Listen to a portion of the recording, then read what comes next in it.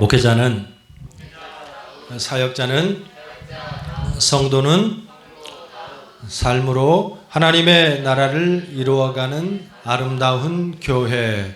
주문해 옵니까? 저는 이 표, 우리 전체적 표죠. 이걸 항상 외칠 때마다 그런 생각을 합니다. 답게 사는 게 쉽지 않습니다. 항상 하는 말이지만 답지가 않아요. 이거는 저를 포함해서 다 마찬가지입니다. 학생으로서, 선생으로서, 목사로서, 또 아니면 가정의 자녀로서, 부모로서 답게 사는 것만큼 나이가 조금 들어갈수록 더 힘든 게 없는 것 같아요. 특히 이 시대에 오늘 기도도 그렇게 해주셨습니다만 사실은 성도처럼 살고 목사처럼 사는 게 정말 쉽지 않습니다. 여러분이 이걸 다시 한번 할 텐데요. 여러분 그 자리에 그 모습대로 있는 것 자체가 정말 힘듭니다.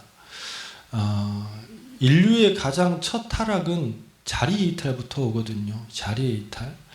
아담과 하와가 그 자리를 이탈하고 피조물과 또 하나님이신 그 신분을 망각한 그 자리를 이탈할 때부터 인생은 비극이 오는 거거든요. 근데 다들 그 자리를 이탈하는 것의 시작이 뭘로 오냐면요. 자기 뜻대로 살기 위해서. 자기 뜻대로 산다는 건 좀 더 편하고 잘 살고 좀 더 기쁘게 살기 위해서. 그러기 위해서는 우리가 어쩔 수 없이 하나님의 말씀 붙잡고 헌신하고 포기할 수밖에 없다. 우리 다시 한번 외쳐봅시다. 목회자는, 사역자는, 성도는 삶으로 하나님의 나라를 이루어가는 아름다운 교회. 자기 생각을 버리고 주를 따르라. 오늘 말씀의 제목을 함께 나눠봅니다. 참된 위로자가 됩시다. 사무엘상 23장 14절부터 18절의 말씀을 함께 올려놨습니다만 23장 전체를 보면서 오늘 말씀을 좀 함께 나누기를 원합니다. 이번 주에 잠깐 한 3일 출타 말씀도 나누고 또 집회도 하고 그렇게 돌아왔습니다. 참 요즘에 날도 덥고 또 상황도 참 어렵고 그렇지 않습니까? 그래서 마음이 좀 많이 좀 다운되어 있었어요. 그런데 어딜 가든지 다 마찬가지더라고요. 집회를 끝나고 이제 이런저런 이제 교육분들하고 또 아니면 근처의 목사님들하고 잠깐 저는 밥은 같이 안 먹으니까 이제 이렇게 얘기를 잠깐 나누는데 참 목사님들의 상처가 많더라고요. 상처가 많아. 우리는 이렇게 회자되는 거에 보면 목사님들한테 성도들 상처를 참 많이 받잖아요. 그런데 여러분 그거 아십니까? 목회자들도 성도들한테 상처를 참 많이 받는 것 같아요. 그래서 이런 슬픔 저런 슬픔 참 어려움이 있어서 이 땅을 살아가면서 우리가 신앙을 하는 것이 목회자들도 어렵고 또 성도들도 참 어렵고 참 많이 어려운 것 같아요. 그런데 성도들, 목회자들 뿐만 아니라 밖을 나가면 그것도 마찬가지예요. 인터넷 기사에 이런 기사가 떴어요. 한국 사회 위로가 필요하다라는 표현의 기사가 떴습니다. 코로나 이후에 다음 달 되면 코로나에 대한 방역 방침을 더 이제 순화한다고 하는데 코로나 이후에 많은 것들이 굉장히 참 어렵게 힘든 걸로 나오는 것 같아요. 가계대출이 2014년 통계입니다. 2014년 통계인데 1,000조 원이에요. 1,000조 원. 대출 금액이. 1인 가구, 그러니까 한 사람당 한 9천만 원 정도가 가계대출이 생긴다고 그래요. 그런데 이제 2023년이 됐잖아요. 2023년이 됐는데 지금 이제 10년쯤 지났지 않습니까? 그리고 코로나를 지나고 나서 평균 가계 대출이 한 4억에서 5억 정도 된다고 그래요. 그 돈은 있지도 없습니다만 사실은 그러니까 한 사람당 내가 아무것도 안 해도 한 사람당 한 9천만 원에서 1억 정도는 빚을 안고 사는 거예요. 이제 이런 사람들이 집이라도 대출받고 샀다 그러면 4억, 5억이 아니라 10억, 20억 그렇게 넘어가지 않겠습니까? 지금 뭐 한국의 여러 가지 부동산이 더 힘들어져서 굉장히 더 힘들잖아요. 그래서 위로를 가지십시오. 내가 대출이 한 5억 안 된다. 그러면 평균 이해합니다. 평균 이해합니다. 우리는 한참 안 됩니다. 우리는 아주 잘 사는 거예요. 잘 사는 거예요. 또 그 밑에 뭐 그런 기사가 있더라고요. 빈곤 탈출률, 저소득층이 이제 상향 이동하는 거예요. 아니 못 살다가 이제 조금 중산층으로 넘어가는데 2005년도 기준으로 31.7%. 그러니까 비곤층이었어도 좀 잘 살게 되는 확률이 2005년도 한 20년 전에는 한 30% 정도 됐다는 거예요. 10명 중에 한 3명은 그래도 탈출할 수 있었다는 거예요. 2014년도에 20.6% 조금 낮아졌죠. 2022년도 통계입니다. 22년도 못 사는 사람들이 조금 그래도 먹고 살만하게 될 확률이 11.4%라고 합니다. 그러니까 아무리 노력을 하고 또 애를 쓰고 돈을 아침 6시, 5시 새벽에 일어나서 밤새도록 일을 해도 계속 빚은 늘어나고 삶은 어려워지고 또한 그 가난을 탈출할 수 있는 확률이 10명 중에 1명밖에 없다라는 거예요. 그런데다가 코로나까지 거친 3년의 시간 동안에 모든 가정들이 다 박살이 났습니다. 이 모습은 제가 지방을 다니면서 말씀을 나누면서 교회를 돌아보잖아요. 그러면 교회도 별다르지 않아요. 큰 교회나 작은 교회나 다 시끄럽습니다. 어려워요. 큰 교회는 큰 교회대로 빚 때문에, 또 작은 교회는 작은 교회대로 월세를 못 내서, 그에 국한된 모습은 우리 교회도 사실은 뭐 별다르지 않습니다. 이 시대가 모두가 다 큰 돌들을 안고 사는 모습을 갖고 있는 것 같아요. 그런 맥락에 저는 고민을 좀 했습니다. 하나님, 우리 성도를 비롯해서 이 말씀을 함께 나누는 모든 하나님의 믿는 자들이, 또한 예수님을 안 믿는 자라도 혹시라도 이 방송을 보게 되는 사람들이 어떻게 하면 단 몇 분이라도 위로를 좀 받을 수 있으면 참 좋겠다라는 제목을 가지고 기도를 하는 가운데에 오늘 말씀을 이렇게 참된 위로자가 됩시다라고 말씀을 함께 나누었어요. 오늘 23장으로 넘어와서 세상의 그 어떠한 사람보다도 오늘 다윗은 정말 위로가 많이 필요합니다. 우린 지난 시간에 아둘람 동굴을 함께 살폈습니다. 사울에게 쫓겨서 드디어 어디로 넘어갔습니까? 블레셋까지 넘어갔어요. 블레셋까지. 근데 그 결과는 우리가 다 알고 있습니다. 방법을 찾았잖아요.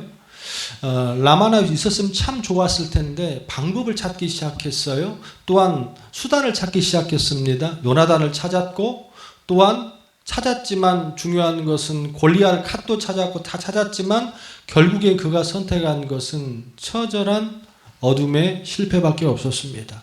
그리고 나서 기어 들어간 곳이 어디예요? 그것은 하나님이 예비한 치유의 장소였죠. 그것이 어디였습니까? 아둘람이었습니다. 그게 22장이었습니다. 그런데 나만 힘든 것 같았어. 나만 어려운 것 같았어. 저는 22장의 1절 2절의 말씀을 보면서 여러분 참 그런 생각을 해요. 다윗의 마음속에 얼마나 힘들고 어려웠겠습니까? 가족도 다 떠나고 고향도 떠나고 잘못한 거 없잖아요. 다윗이 그 나라 위해서 열심히 싸우고 일한 죄밖에 없잖아요. 그런데 그렇게 모함을 당해서 외국의 땅까지 가서 지금 그 동굴에 처박혀 있어서 나만 실패한 사람 같고 나만 고통받고 있는 줄 알았어. 그런데 하나님께서 그곳에 사람들을 보냈어. 근데 그것도 몇 명이나? 400명이나. 그런데 이례적으로 그곳에 하나님께서 그 사람들의 구성원들의 성품을 적어놨어요. 억울하고 빚지고 원망한 자. 다윗은 그 모습을 보면서 그런 생각을 했을 것 같아요. 참 이 땅에 힘든 사람이 많구나. 이 땅에 참 어려운 사람이 많구나. 그러면서도 그곳에서 다시 하나님을 찾게 됩니다. 22장까지는 다윗의 19장부터 22장은 다윗이 하나님을 찾았던 말이 단 한마디도 없습니다. 그런데 22장 아둘람 동굴을 떠나서 23장으로 넘어가면 그 모습이 완전히 달라져요. 힘들고 어려운 상황 가운데에 이 다윗이 그곳에 수장이 되거든요. 그런데 소식 하나가 들렸어. 어떤 소식이 들렸냐면 이제 좀 시간이 지난 겁니다. 그 동굴에서 공동체를 만들고 다윗이 사람들과 함께 영이 나가는데 소식이 하나가 들렸어요. 어떤 소식이 들렸냐면 23장 1절의 말씀 같이 한번 볼까요? 시작. 사람들이 다윗에게 전하여 이르되 보소서 블레셋 사람이 그일라를 쳐서 그 타작마당을 탈취하더이다 하니 소식이 들리는 거예요. 또 누가 다윗에게 알려준 거예요. 그일라 사람들이 지금 침공을 당하고 있습니다. 어려움을 당하고 있습니다. 근데 그일라 사람들은 유대민족이거든요. 이 모습을 보면서 어떻게 합니까? 다윗이 구해줍니다. 오늘 읽지는 않았습니다만 다윗이 처음으로 한 두세 장을 거쳐 시간은 많은 시간이 지났겠습니다만 자 한번 23장을 볼까요? 23장 2절 말씀을 봅시다. 이 소식을 듣고 나서 다윗이 2절에 시작. 이해라는 건 뭐예요? 그 소식을 들었다는 거예요. 그런데 아둘람 동굴을 들어가기 전까지는 다윗은 이해란 말이 없었어요. 즉각 행동이었습니다. 자기 뜻대로. 그런데 이해 시작. 다윗이 여호와께 묻자와 이르되 내가 가서 이 블레셋 사람들을 치리이까 여호와께서 다윗에게 이르시되 가서 블레셋 사람들을 치고 그일라를 구원하라 하시니 아멘. 정말로 은혜로운 장면이죠. 다윗이 다시 뭐가 회복됐어요? 기도가 회복됐어요. 하나님과 소통이 회복됐다라는 거예요. 그 소식을 듣고 다윗은 판단하지 않았습니다. 우리 상황이 이런데 지금 다윗은 누구한테 쫓기고 있는 상황이에요? 사울에게 쫓기고 있는 상황이잖아요. 그런데 그 신분을 노출하면 다윗이 이게 되겠습니까? 이 상황 가운데 기도고 뭐고 필요가 없는 상황이에요. 당연히 자기 목숨 하나 구원하는 것도 지금 급한 상황에 누구를 돕습니까? 그런데 다윗은 판단하지 않고 기도부터 하더라는 거예요. 그래서 다윗이 공격을 받는 그일라 사람을 구원해야 되겠다는 마음이 드니까 주위에 있는 사람들이 뭐라고 하나 보자고. 3절 시작. 다윗의 사람들이 그에게 이르되 보소서 우리가 유다에 있기도 두렵거든 하물며 그일라에 가서 블레셋 사람들의 군대를 치는 일이니까 한지라. 이게 맞는 거죠. 그렇죠? 이게 맞는 거예요. 우리가 지금 여기 숨어 사는 것도 힘든데 누구를 돕습니까? 누구를 도와? 말도 안 됩니다. 그런데 중요한 것은 두 가지 의견이 나왔어. 하나는 상황 파악을 정확하게 하고 환경에 아주 정확한 모습에 있는 공격을 한번 도와주면 안 됩니다. 그 사람들을 도울 수가 없습니다. 우리가 지금 뭐 이런 상황인데 누굴 돕습니까? 이게 아주 정확한 현실적인 판단이. 근데 이거는 누구의 판단? 우리 사람들의 판단. 그런데 하나님은 뭐하라고 그랬습니까? 도우라고 그랬잖아요. 그러니까 두 의견이 맞붙으니까 다시 기도해. 그 밑에 볼까요? 자, 4절 시작. 다윗이 여호와께 다시 묻자온데 여호와께서 대답하여 이르시되 일어나 그일라로 내려가라. 내가 블레셋 사람들을 내 손에 넘기리라 하신지라. 하나님의 대답은 번복이 없습니다. 도와야지. 도와야 된다. 여러분은 어떻게 하시겠습니까? 19장, 20장, 21장의 다윗 같으면 절대로 돕지 않습니다. 하지만 다윗은 5절의 말씀에 다윗과 그의 사람들이 그일라로 가서 블레셋 사람들과 싸워 그들을 크게 쳐서 죽이고 그들의 가축을 끌고 오니라. 다윗이 이와 같이 그일라 주민을 뭐하니라? 구원하니라. 아멘. 저는 이 모습이 아둘람 전과 아둘람 이후의 정확한 다윗의 모습이에요. 그 동굴이 상처만 있고 어둠만 있고 비참함만 있던 동굴이 아니었다라는 거예요.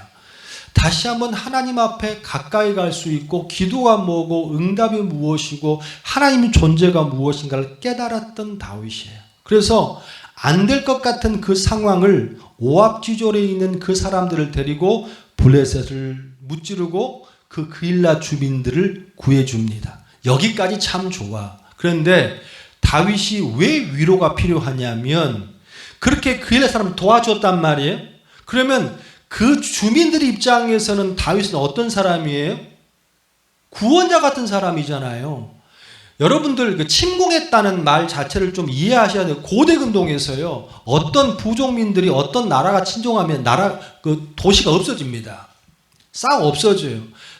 뭐 여자들 다 끌려가고, 우리도 그런 거 있었잖아요. 임진왜란 병자호란을 거쳐가지고 얼마나 많은 사람들이 끌려가고 막 그랬습니까? 아예 도시가 없어지고, 아예 없는 거예요. 없어져 버려.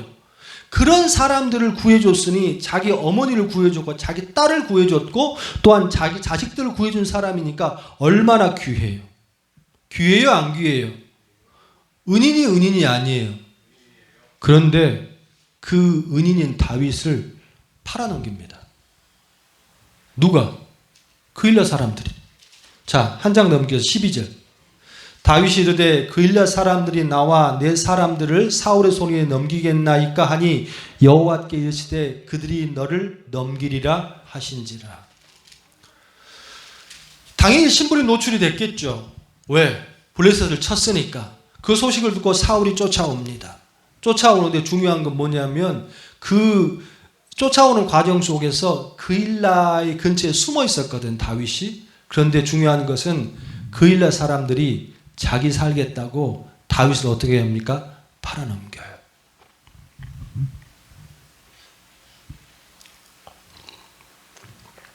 저는 이 모습을 보면서 처참한 현실이다.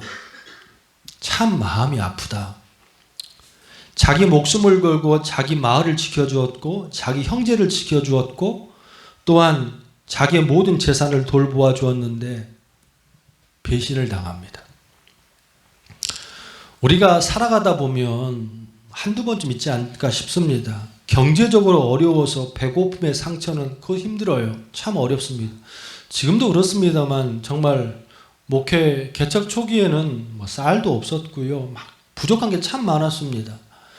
그때 신세관 우리 애들이 나왔는데 뭐 보일러도 없고 참 어렵고 힘들었어요. 그런데 그건 육체적인 어려움이에요. 그것도 어려워요. 어렵기는. 그런데 진짜 어려운 게 뭔지 아십니까? 믿는 사람들에게 당하는 배신입니다. 이것만큼 힘들고 어려운 거 없어요.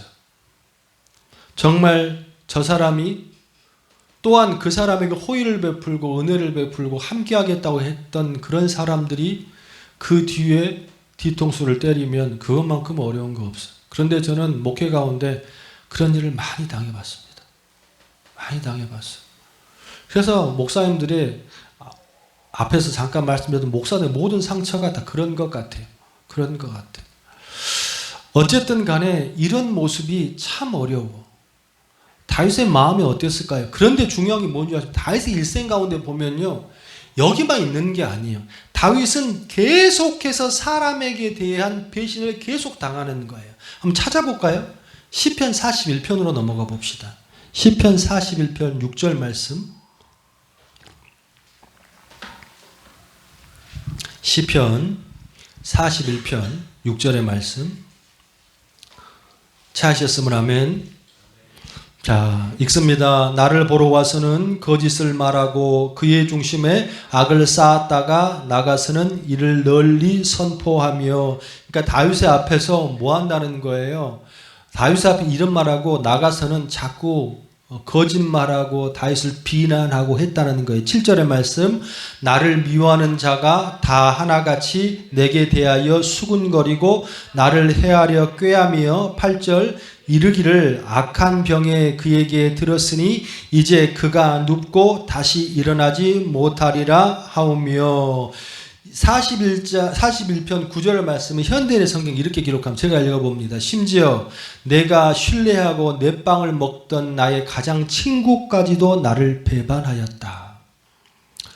다윗의 일생을 보면요, 정말 참 그의 인생이 정말 대단하다는 생각을 듭니다. 왜 대단하냐? 사울에게 죽일 고비를 넘은 그게 아니에요. 전 다윗의 인생을 보고 참 대단하게 느낀 건 뭐냐면요, 정말 다윗 상처가 많습니다. 어려서는 아버지에게 어려움을 당하고 조금 커서는 누구에게? 사울에게. 나중에는 누구에게? 가족에게. 또 나중에는 민족에게. 오늘 또 그런 같은 민족의 배신을 당하잖아요. 나중에 누구에게? 자기 자식에게, 압살롬에게, 아도니아에게 계속해서 배신을 당합니다. 그럼에도 불구하고 다윗은 끝까지 건재하거든. 우린 열왕기상 1장의 모습을 보면서 함께 나누었습니다. 솔로몬이 등장하기 전에 하나님이 그를 평가하잖아요. 너희 아버지 다윗과 같은 신앙을 본 자가 없다라는 표현을 쓰거든. 그래서 다윗의 인생에 항상 좋은 믿음이 그건 아니에요. 굴곡이 있었어. 근데 그럼에도 불구하고 다윗은 항상 건재한 믿음 하나님을 찾고 또 찾았거든. 저는 고민이 좀 들었습니다. 또한 기도가 됐어요. 우리는 어떠한 한 사람에게 배신을 당하고 어떠한 상처를 받으면 그게 평생 가거든. 평생 가. 그리고 그 비스무리한 사람만 봐도 믿거든. 그런데 다윗은 부모에게, 사울에게, 또한 나중에는 이런 표현을 시편 42편 9편에 보니까 어떻게? 내가 가장 믿었던 사람에게 내 빵을 먹던이나 내 같이 밥을 먹던 정말 절친과 가족에게도 배신을 당했단 말이야. 그럼에도 불구하고 다윗은 어떻게 믿음을 지킬 수 있었을까?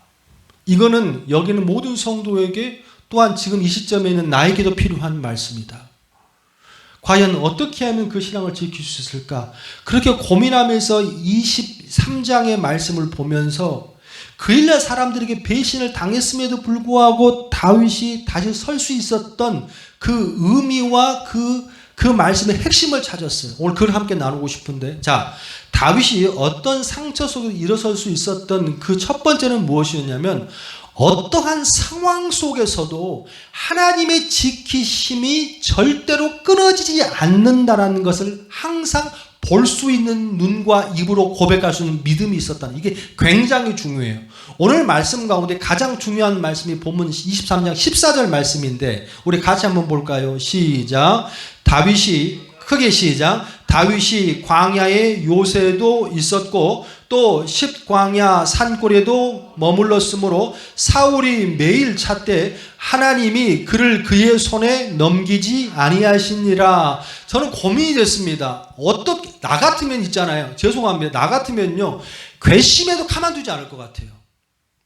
지금 모든 거 다 버려놓고 신분이 노출될 걸 알면서도 불구하고 그 사람들 데리고 사람들 다 반대했잖아요. 가면 안 됩니다. 가면 우리 죽습니다. 그럼에도 불구하고 그 사람들을 설득해가지고 간 곳이 어디예요? 그 사람들을 도왔단 말이에요. 그런데 중요한 것은 그 사람들이 포상금 받아먹겠다고 그 자기를 배신했단 말이지. 이걸 가만 놔둬야 됩니까?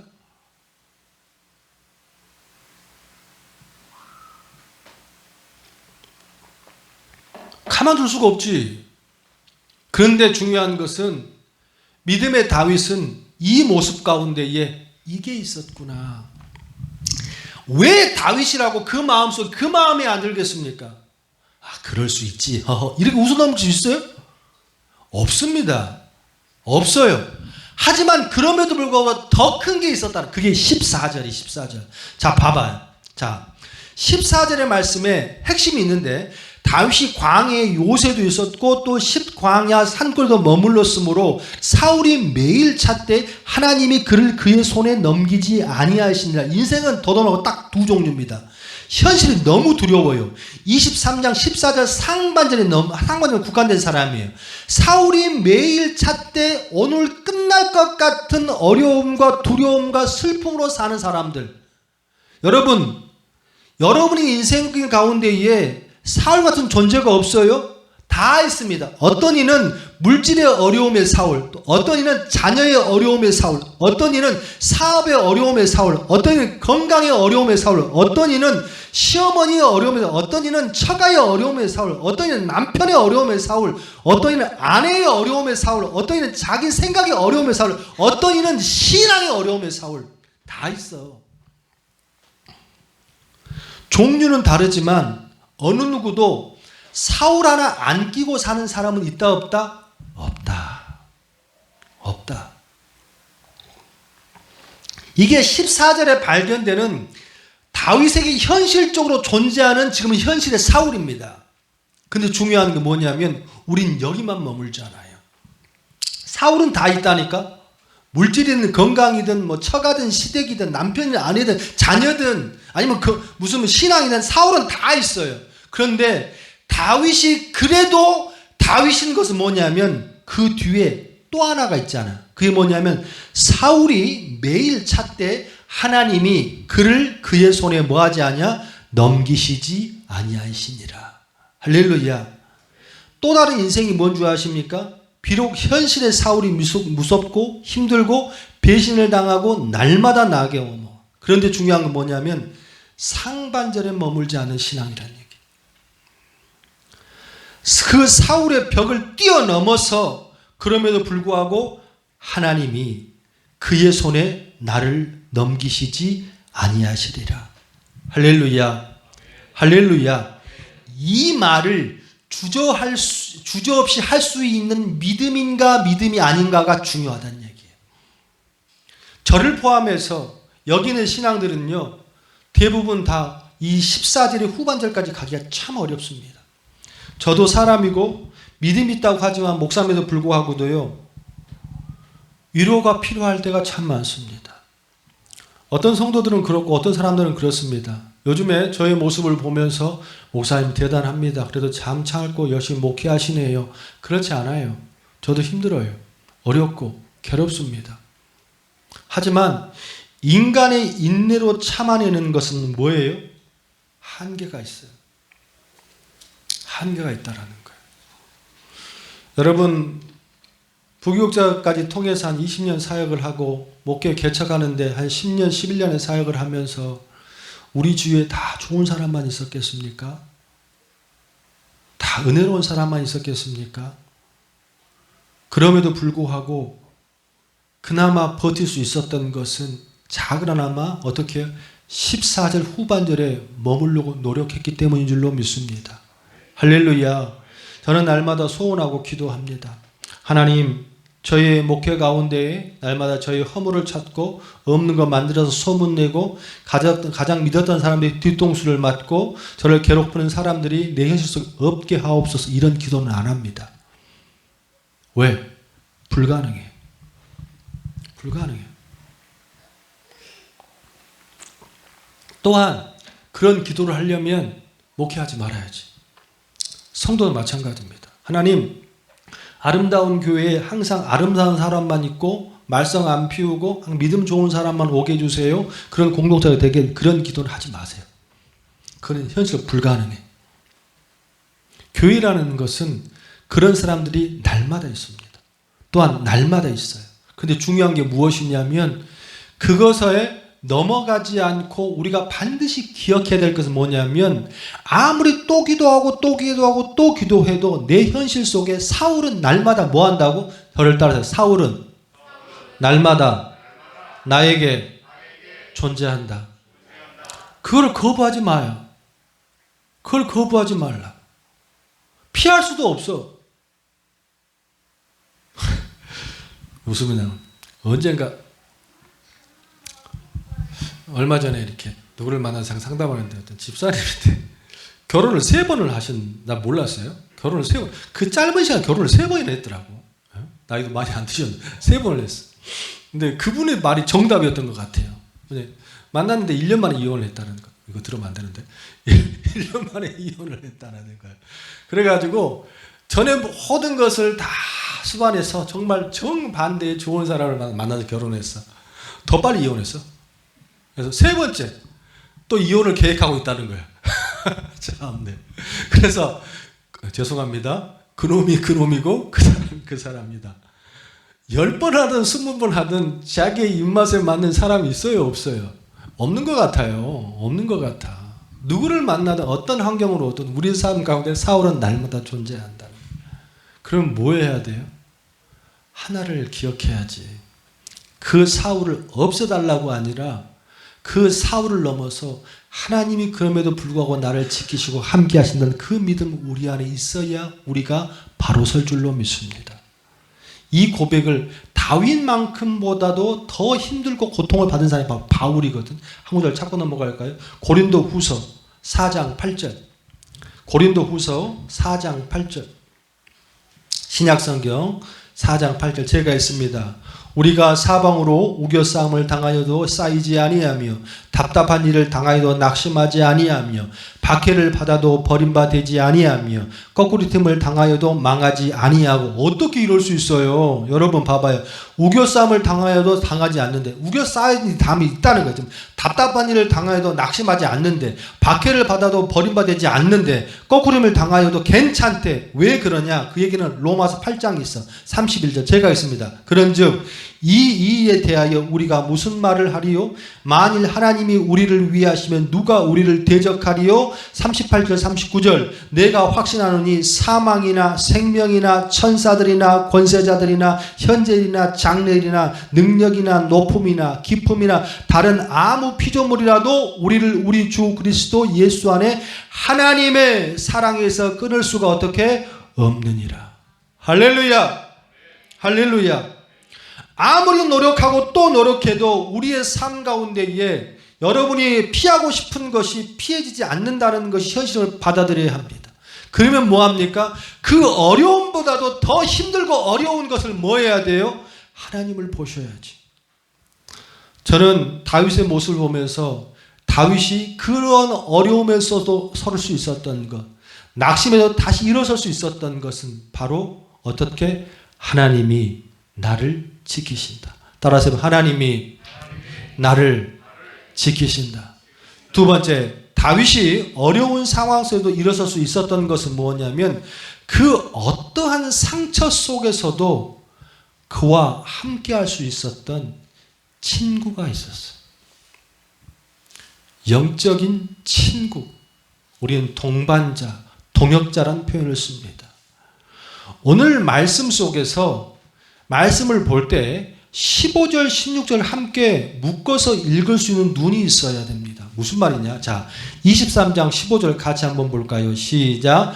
다윗이 사울이 자기의 생명을 빼앗으려고 나온 것을 보았으므로 그가 십광야 수풀에 있었더니 16절 사울의 아들 요나단이 일어나 수풀에 들어가서 다윗에게 이르러 그에게 하나님을 힘있게 의지하게 하였는데. 아멘. 할렐루야. 비록 요나단이 끝까지 사울을 떠나지 못해서 사울의 아들로 죽긴 했지만 다윗의 입장에 요나단은 정말로 뭐예요? 귀한 사람인 건 분명한 사실입니다. 왜? 그의 인생길 가운데에서 항상 다윗에게 힘을 주고 어려운 순간에 도움을 줬던 영적인 누가 있었어요? 친구가 있었어요. 할렐루야. 우리가 다른 이들에게 상처가 경험되면 한 가지 나쁜 모습이 생깁니다. 그게 뭐냐면 자꾸 온통 내 주위에 사울밖에 없는 것처럼 보여요. 사울밖에.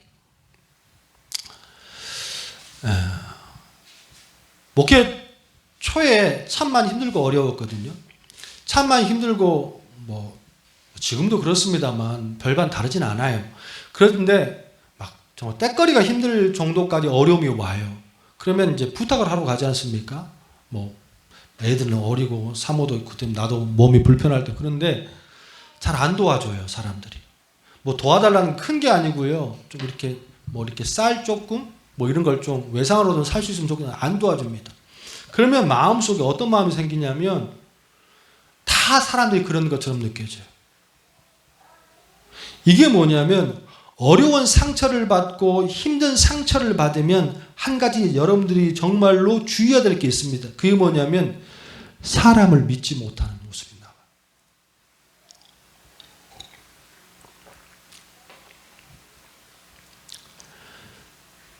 성도들이 교회를 옵니다.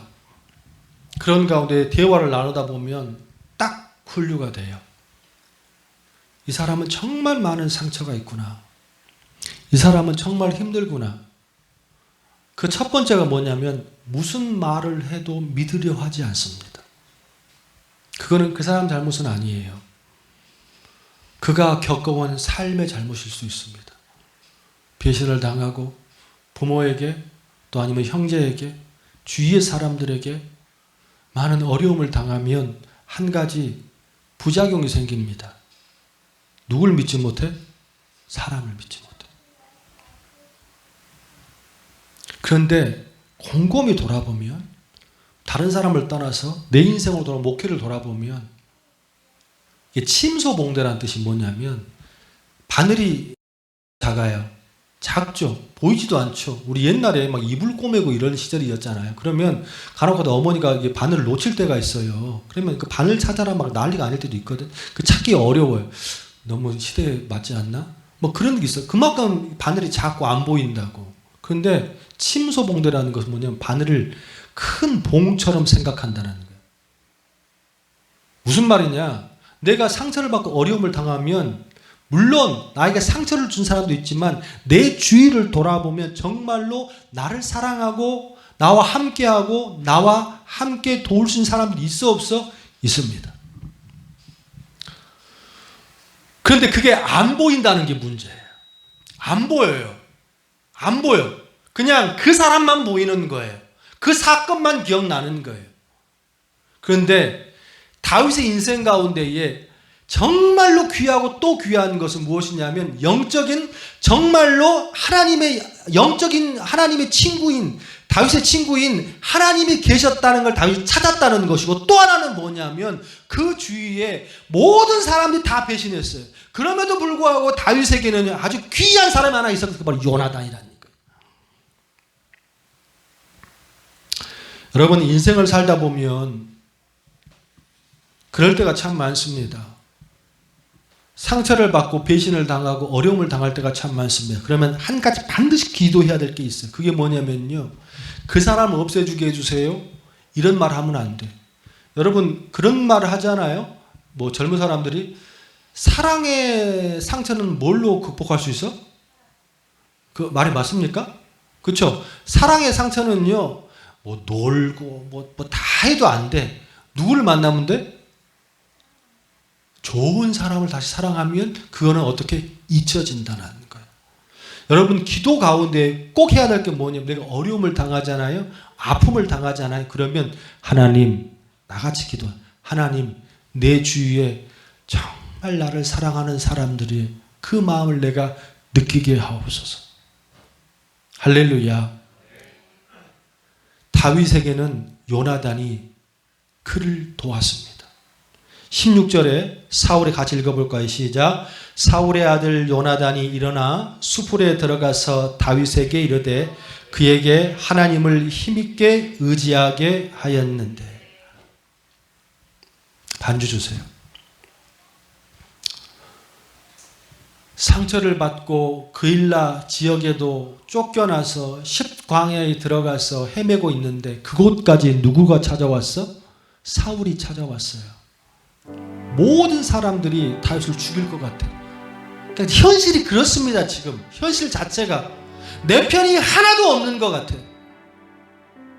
근데 그 풀숲에 한 친구가 와서 말하는 거예요. 걱정하지 마. 괜찮아져. 내가 네 편이야. 그런데 있잖아요, 우리가 누군가를 위로한다고, 오늘 말씀의 제목이 뭐예요? 참된 위로자가 되자 그러잖아요. 어떤 어려움을 당해. 그러면 우리가 위로한다면 이런 표현을 참 많이 씁니다. 괜찮아. 좋아질 거야. 금방 지나가지. 이거 위로 맞을 수 있어요. 그런데 그 위로 맞습니까? 진짜 위로는 뭔지 아십니까? 숲풀에 가서 다윗에게 이르되, 이 요나단이 뭐라고 말하면 그에게 하나님을 힘있게 의지하게 하였는데, 이 위로하는 컴포턴트라는 이 단어가, 이 컴포터가 뒤에 ER이 붙으면 뭐가 되냐면요, 산성이라는 뜻이 돼요. 뭐냐면 우리 위로라는 것을 그냥 마음 달래주고 또 무슨 그 사람 뭐 마음 좀 이렇게 위로해주고, 이게 위로가 아니에요. 돼요. 진짜 위로는 뭐냐면 그 사람을 산성같이 세우고 강하게 할 수 있는 게, 그게 뭐예요? 그게 위로예요. 그래서 어떨 때는 책망도 위로가 될 수 있어 없어? 있는 거예요. 요나단이 다윗을 찾아와서 하는 말이 괜찮아, 조금 있으면 지나갈 거야, 이게 아니에요. 요나단이 어떤 위로를 했습니까? 그에게 하나님을 힘있게 의지하게 하였는데, 뭐라고 했냐면 원문의 말씀을 보니까 그대로 요나단이 다윗의 손이나 마음을 하나님 앞에 더 굳건하게 하였더라, 이렇게 표현하는 거예요. 다윗, 정신 똑바로 차려. 냅두세요. 똑바로 차려. 너 지금 누구 안 붙잡으면, 누구 안 잡으면 벌을 보지 말고 나를 봐. 누구 안 붙잡으면, 하나님만 안 붙잡으면 너 일어설 수 없어. 지금 하나님 붙잡아야 돼. 하나님 붙잡고 다시 일어서야 돼. 이게 진정한 위로인 줄로 믿습니다. 믿으시면 아멘. 우리의 인생길 가운데 또한 이 작은 교회를 섬기는 가운데에 얼마나 많은 일들이 있습니까? 이곳에는 정말로 모든 사람이 다 목사여야 되고, 모든 사람이 다 선교사여야 되고, 모든 사람이 다 하나님의 신실한 신자가 되어야 될 줄로 믿습니다. 그러려면 여러분, 한 사람 한 사람이 다 모여야 돼요. 그 사람을 그냥 말로만 위로하는 것이 아니라 더욱 강한 산성으로 세울 수 있는 위로자가 되어야 할 줄로 믿습니다. 믿으시면 아멘. 우리에게는 그게 필요해요. 말씀을 마무리하길 원합니다.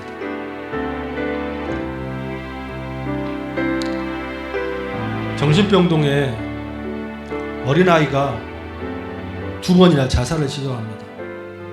심각한 정신분열 환자예요. 그 어느 누구도 그 아이에게 접근을 못합니다.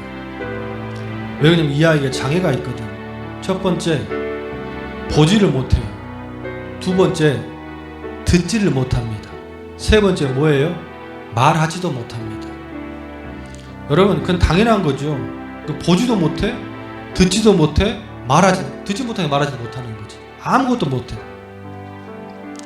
그래서 그냥 죽기만을 바라는 거예요. 그런데 한 간호사가 가감하게 들어갑니다. 들어가는데 손을 물리고 핥히고 온갖 피해를 봅니다. 그래서 그에게 모든 고통을 다 감수해서 3년 만에 첫 단어 하나를 가르칩니다. 그게 뭐냐면 워터란다. 그러면서 이 아이를 꾸준히 노력해서 단어를 익히게 하고 그 아이를 설득하고 교육을 시켜서 미국의 작가이자 교육자이자 또한 인문학교의 최고의 장애아로서는 첫 문학자로 만듭니다. 그 사람은 누구예요? 헬렌 켈러.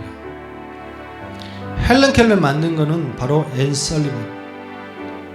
그런데 앤 설리번이 마지막까지 계속 반복했던 말이 있어요. 그게 뭐냐면 사람의 삶의 조건은 그 어떤 것도 그 사람을 성공시킬 수 없다. 무슨 말이냐? 환경이 그 사람을 성공시킬 수 없다라는 거예요. 하지만 하나님의 사랑은 그 어떤 조건보다도 강하다. 하나님의 사랑은 지금도 너를 사랑하고 계시고 너는 얼마든지 환경을 극복할 수 있다 했던 말이 이 여자를 그렇게 만들었다라는 거예요. 여러분에게 소원합니다. 환경이 사람을 변화시킬 수 없습니다. 또한 환경이 여러분을 성공시킬 수도 없습니다. 한 가지 굳건하게 믿어야 돼요. 그 믿는 건 뭐? 하나님이 나를 지키시고 돌보신다. 할렐루야, 할렐루야. 이번 한 주간 여러분의 삶 가운데에 그런 믿음이 또한 참된 위로자로 또한 참된 위로를 받는 그런 시간이 되기를 주님의 이름으로 축원합니다.